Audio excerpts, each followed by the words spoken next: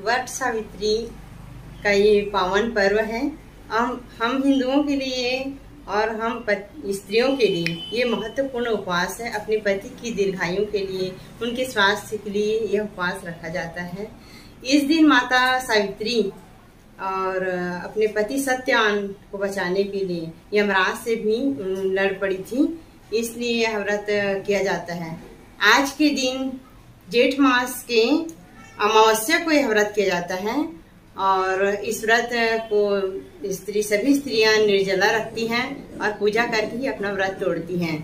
यह व्रत सत्यवान और सावित्री के उपलक्ष्य में इस व्रत को किया जाता है। उनको याद करके, उनकी सतीत्व को याद करके यह व्रत किया जाता है। तीन महिलाएं पूर्ण रूप से दुल्हन की तरह तैयार होकर श्रृंगार करके वट वृक्ष के नीचे, वट की जड़ों के नीचे जाके पूजा किया जाता है। माता सावित्री का और शिव जी, पार्वती और लक्ष्मी माता, विष्णु, पंचदेवों का आज के दिन पूजन किया जाता है। और यह मान्यता है कि इस व्रत से सभी स्त्रियों की मनोकामना पूर्ण होती है। सब की स्त्रियों की पति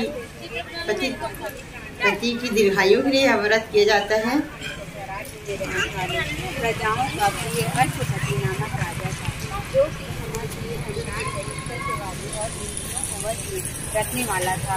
एक समय वह राजा प्रभास क्षेत्र की यात्रा के निमित्त वहां पर आया और विधि पूर्वक यात्रा करता हुआ सावित्री के स्थल पर पहुंचा। वहां पर उस राजा ने अपनी रानी के साथ इस व्रत को किया, जो सावित्री के नाम से सावित्री व्रत से प्रसिद्ध सभी प्रकार की कामनाओं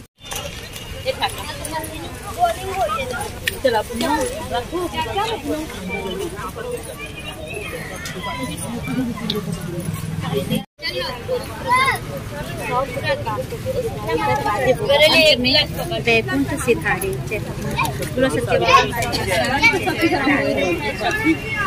केवल अल्पायु रहते हैं और सावित्री जी ने उनकी आयु बढ़ाने के लिए उनसे एक एक वरदान लेते जाते हैं और उसके बाद उन्हें लंबी उम्र का प्राप्त होती है।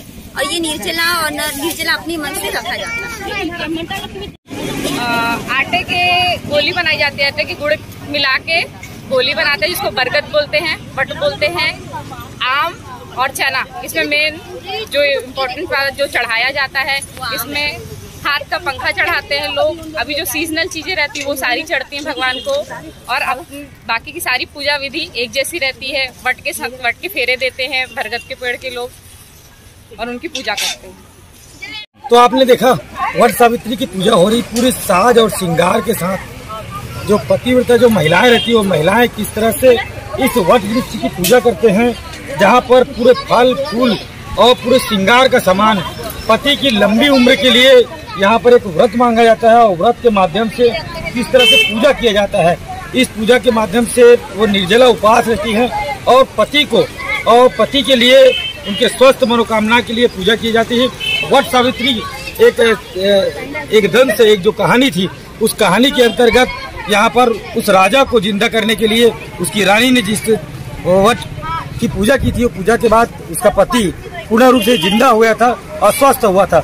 इसी तरह से यहाँ पर समस्त महिलाएं पूजा करती हैं और वट के सामने में नारियल, अगरबत्ती, चूड़ी, पंखा, सारे साज श्रृंगार किस तरह से रखा जाता है। संस्कारधानी राजनांदगांव में भी इस वट सावित्री की पूजा शानदार रूप से हुई। मैं पंचायत नियोजन के साथ राजेश राजनांदगांव।